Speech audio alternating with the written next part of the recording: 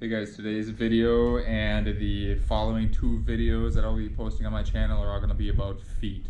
So first off, I got these goofy looking toe separators on my feet, and most of you by the cover picture here probably like, what in the hell is he doing? Is he getting his toes painted or something? No, I'm not getting my toes painted. These are a couple things I have bought for toe separation. So if you're not familiar with this, first I'm going to read this real quick for you guys. And a lot of people don't realize about this about your feet and how complex they really are. So your foot consists of 33 bones, 26 joints, and over 100 muscles, ligaments, and tendons. So that is a ton of stuff. And then you got all like the blood vessels and nerves and everything in your foot. It's quite a complex structure of the human body here. Obviously, we walk around on our feet all day. They have to be flexible, they have to be strong, they have to be mobile, and most people's feet are not really any of these. Partially just because we're walking on flat ground all the time. We're not walking over any inclines, any bumps, any slopes, so none of this has to deform our feet in different ways. So you're always walking on flat ground. You're really not getting a whole lot of input to your foot. That's almost like you only do chest press or something like that, let's say, or you only do push-ups. That's the only workout you do.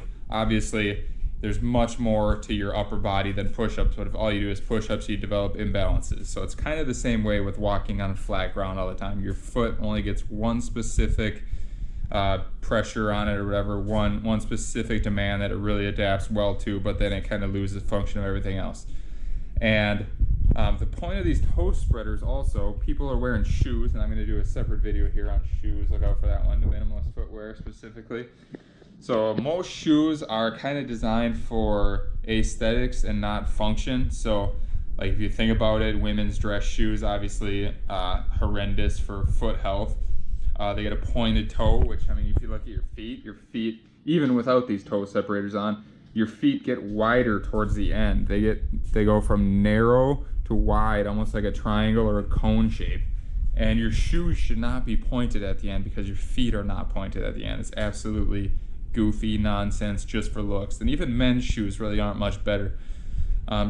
Active shoes, tennis shoes, whatever you want to call them, they're generally a little better than dress shoes, but they're still not that great. A lot of times they'll have an elevated heel, sometimes a significant elevated heel. And like high heels are the obvious example. You don't want to be wearing high heels where your heel is literally inches off the ground. But even like a men's trainer shoe will usually have a 12 millimeter drop or so. So you're probably around right here. You're definitely not like way up like this, but your foot is not flat on the ground. So in your shoe, it's always got that drop. It's not a zero drop. It's got that heel differential. And then a lot of them have arch support, which we've been pretty much brainwashed our whole lives to believe that your arch needs support, when really your arch is the support, and you need a strong arch and strong foot to be able to absorb impact and force, and you don't need to artificially, whatever you want, you don't want to artificially support that arch on your foot. So, but enough rambling about that stuff. The main part of this video here is just go over the difference of these two. So the point of this sock I have right here and these yoga toes is just to spread the toes out passively. I'll be honest with you guys, I should do this a lot more. I've been trying to wear them more often when I'm doing stuff, just lounging around the house or whatever, any kind of activities where you're not really moving that much. Try to put these on and just help spread the toes. And over time, this is going to create a little bit more space, kind of stretch out those toes a little bit and help them spread out. When you're standing on the floor, your toes really shouldn't be touching each other, and I'm sure just about everyone's is, just from being in shoes their whole lives. If you look at hunter-gatherers and people who are what they call not shod, it's been a while since I've researched into this stuff, but I believe shod is when you're wearing footwear. Yeah, shod is when you're wearing footwear, and unshod is when you're not wearing any shoes. That's kind of like the scientific term of it. So if you look at hunter-gatherers who are not wearing shoes ever, their feet are extremely wide. None of their toes touch. There's space in between all of them, and they have a really balanced, strong foot that leads to great foot health. And then on top of that, they're walking over all kinds of different uneven ground, different terrain, rocks, roots, uphill, downhill, along the side of the hill, so their foot's getting a lot of impact, and that's keeping it healthy. This is kind of a way we can do this passively in our days now. Obviously, most people have to wear shoes. You really can't go barefoot all that terribly often, especially depending on where you live.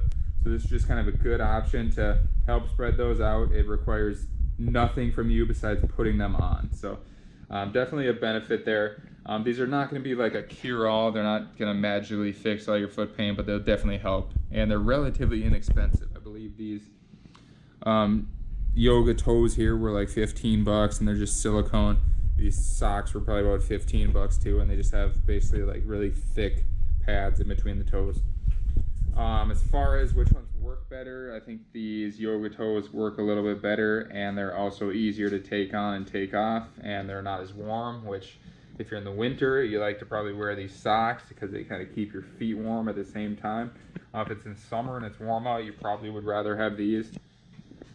If you were going to buy just one, I would definitely recommend the yoga toes here. They're going to be the best all-around option, just easier to put on, take off. You don't really have to worry about washing them that much, or just wash them in like warm, soapy water. Obviously, they're going to start smelling if you put your nasty, sweaty feet in them all the time. But if you wear them like when you get out of the shower for a half hour or whatever, they're probably going to be fine with minimal washes. So these are a couple cool different options. Like I said, they're relatively inexpensive. You can find them on Amazon, and you can passively stretch your toes and hopefully create a healthier, more functional foot passively with no efforts, just wearing these things. So check either one out. Like I said, I would recommend the yoga toes the most. But hopefully you guys found this video educational, and hopefully you can get a pair of these yourselves, separate your feet, and help get them feeling better and more functional. Thanks for watching today. I'll see you guys next time.